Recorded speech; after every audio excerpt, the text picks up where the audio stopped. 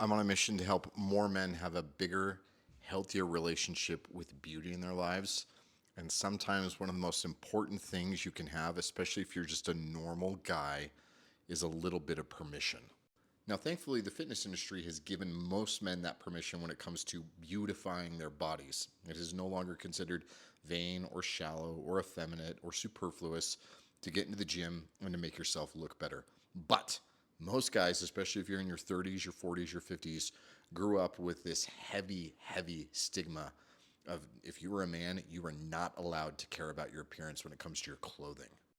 And that is an incredibly historically inaccurate and illiterate take, because if you zoom out far enough, you look at any other culture at any other point in history, and it is very normal for men to give a crap about their appearance. Now, a lot of it is related to just wanting things to look better, but even more so, it's tied into things like signaling credibility or status or honor or accomplishment or whatever else. But men have used their visual appeal as a way to signal things and to just make things in their world, whether that's on their bodies or the things that they've surrounded themselves with, more beautiful.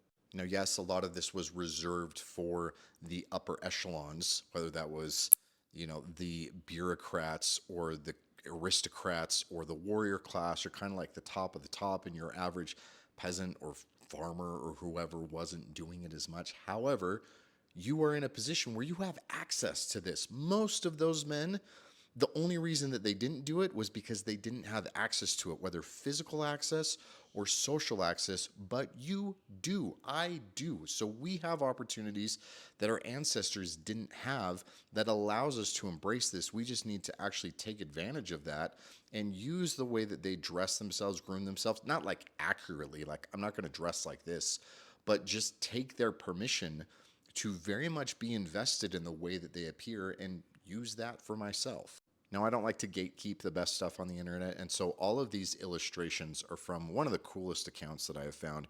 It's at JF Oliveras. I don't believe he's on TikTok, but you can certainly find him on Instagram and on Twitter. And just a heads up, some of the stuff that he posts is a little not safe for work, but he does such a good job of pulling from like all of these different historical records and documents and artifacts and then trying to recreate the way that these people would have actually looked at these times in history. And again, I'm not saying to take inspiration from these guys in actually trying to dress like them, but I am saying if you need a little bit of a push and a little bit of permission to give a crap about your appearance, look at something other than the mid to late 20th century up until this point in time and see that this has always been a normal factor of being a healthy man.